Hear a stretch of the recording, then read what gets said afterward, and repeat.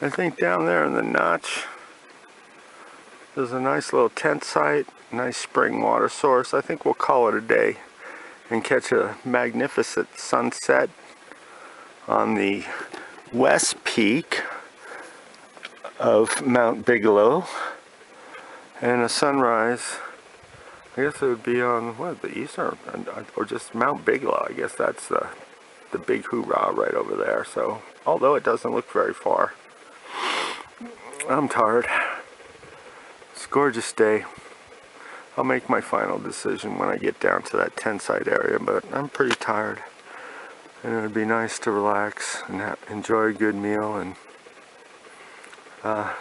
my hiking buddy Cameron in, well, Somerset, said that there is a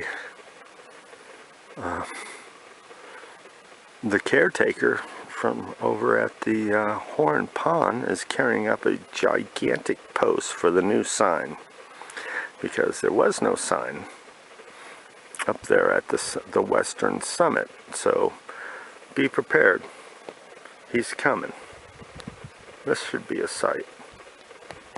Well, I ran into Ian, who's carrying this big log, like Somerset said, and he had asked me if I would help him carry it to the top of the mountain, and how could I pass that up?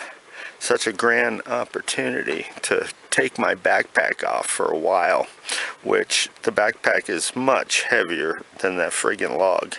And I'm just going down there to the tent site anyways, and just be sitting around doing nothing, feeling guilty that I didn't help Ian carry this log. So here's Ian. Hi, Ian. Hello, hello. I'm Puma Ghostwalker, your log bearer. And here's the said log. So, well, I'm gonna have to shut off the camera right now, and let's do this.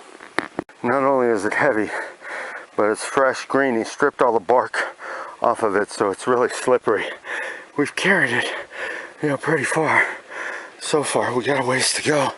Oh, it smells nice, but we're heading up here, and it's starting to level off. But he's going to get his pack and his other gear, and at least bring it up to this point.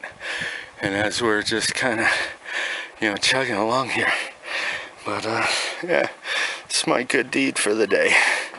Tap into the superhero in you. It's all about selfless acts of human kindness. It's really simple, folks. I practice what I preach. I'm using my belt now, you know, wrapped around the tree so I can grip it. And well, I was told that the reason why we're bringing this log up here for the new sign is that vandals, some people came up here and chopped the old sign. Boy, this is hard. And I thought my backpack was heavy. This is awkward. At least my backpack is really attached to my back tightly and doesn't wobble. This thing wobbles, and we have to be in sync with our steps and our forward motion, or it's like a slinky and without play. It's a very rigid log, very slippery, rigid log. But yeah, this is cool. We're flattening out. As you can see, the trail is much better now. We have a ways to go, a little ways to go. So there's the old post, right, Ian? And somebody just destroyed it, just split it apart. And somebody decided they didn't like it, so they ripped it. They didn't like it, and so they just, and here, you know, and all this is for people to enjoy. And there's those few people that just do a lot of stupid stuff. Here's the sign. You know, we had passed here, and I was wondering where the damn sign was.